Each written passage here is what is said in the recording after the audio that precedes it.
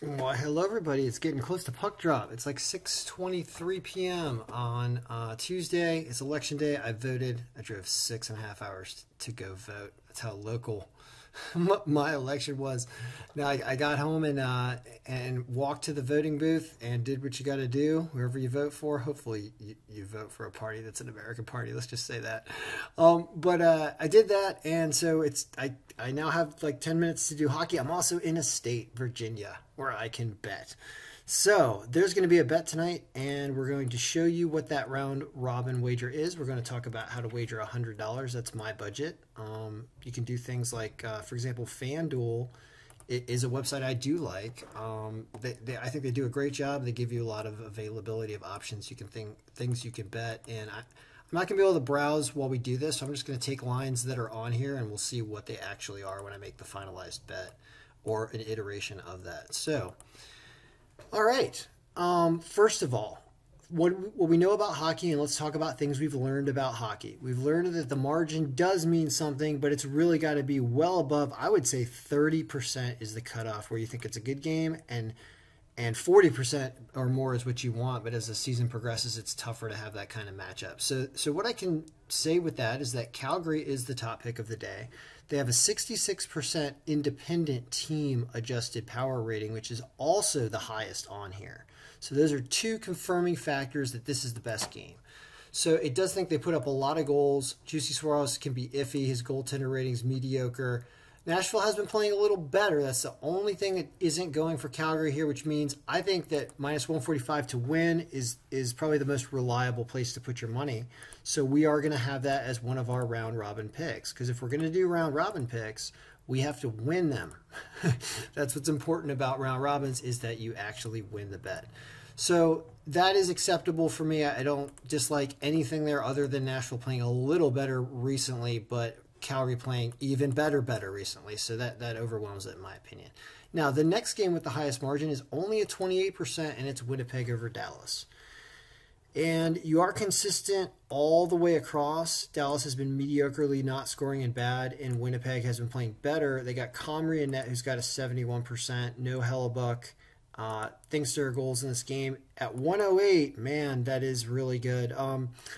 So, just the caveat is it's not above 30, so it's not great. Is there anything else we can do, like Winnipeg team goals? I guess no. I begrudgingly take this pick as a round robin pick because it is really good, and we're just going to have to accept that we may not win them all. I want to play that game because it's good enough, so it's there. All right, next. Let's start from the top. We got Vegas against Tirana in Tirana. Huge underdog line for Vegas. Thinks they win this game outright by projected score, but not by margin. So total toss-up game. Jack Campbell not playing great. Robin Leonard playing worse. Vegas even, but Toronto bad. Games in Toronto, heavy line on Toronto. I mean, that's obviously a no-go. Do you consider Vegas plus 1.5 on the road here? They've had a lot of injuries. Toronto has so much trouble winning that this line's reasonable. So Vegas plus 1.5 can go on here. We're going to do a lot tonight. We're going to have some fun with this. Plus 1.5, which let's call that minus 120. It's probably like minus 110, I bet. But let's give it that to give it something reasonable. Now we've got Detroit and Montreal. I like Detroit. Did I just say that? Yep. I think I did. I like Detroit. I like they got a young, good team. Has them slightly by margin, slightly by projected score, but it's like a close game. So it's not good enough for a round robin. It's a great line for a straight bet, is Detroit, but plus 120 here. Love it. Montreal's not been playing good. And Detroit, like I said, I like Detroit. You know what? We're feeling frisky tonight.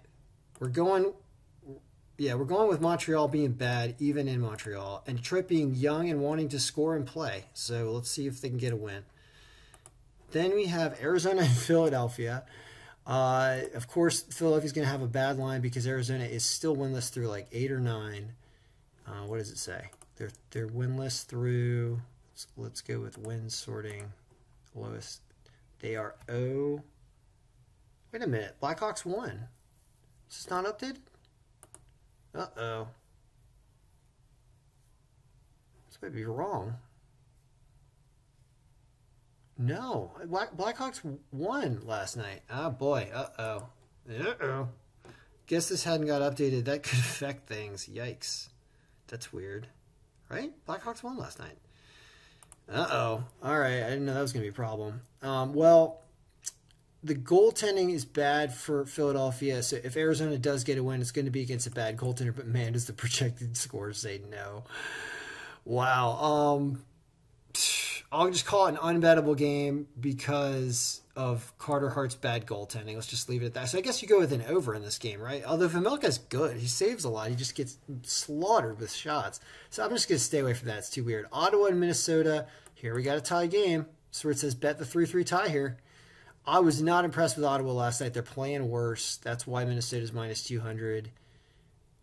Super close game, bet the tie. And that also means bet the over as well.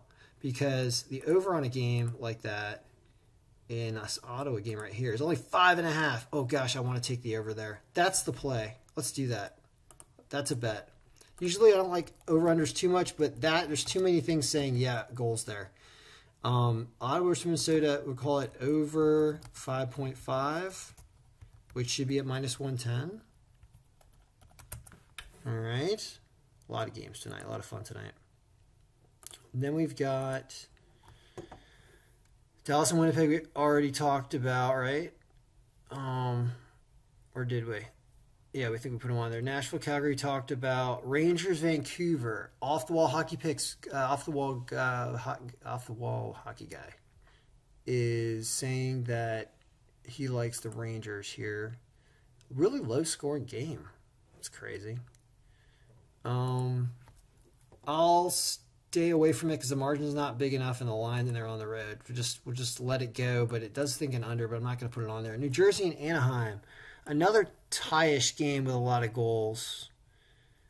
Wedgwood is, bad goalies, and there is offense on Anaheim and the Devils. So there's got to be, if the over-under is 5.5, they were taking it. And it is. All right, let's do that. So this is, okay, New Jersey versus Anaheim. Over 5.5. Okay. Up to 6. And are we doing anything in the last game? Which is Buffalo at San Jose. Wow, yeah, 2-2 tie. That ends up going 3-2 in overtime that San Jose pulls out on with Buffalo with a slight margin and a nice line. So you could potentially do Buffalo plus 1.5 with Reimer's playing really well, though. So maybe not. Now, I think that's a stay away game because there's just one of those where you bet the tie. If you're going to bet the tie on single bets for fun, it's this game,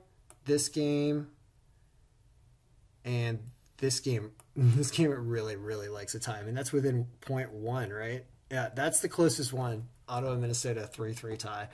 I might do a straight like $10 on Ottawa, Minnesota, 3-3 regulation tie just for the hell of it. We'll see what happens there. So that left us with, in our round robin, 6 games. So I said you have $100. Well, if we put $1 on all the things up to 6, that's only a $57 bet. So we can almost start to bring it. Let's do 5 on the end in case we hit all of them for fun. Then 3,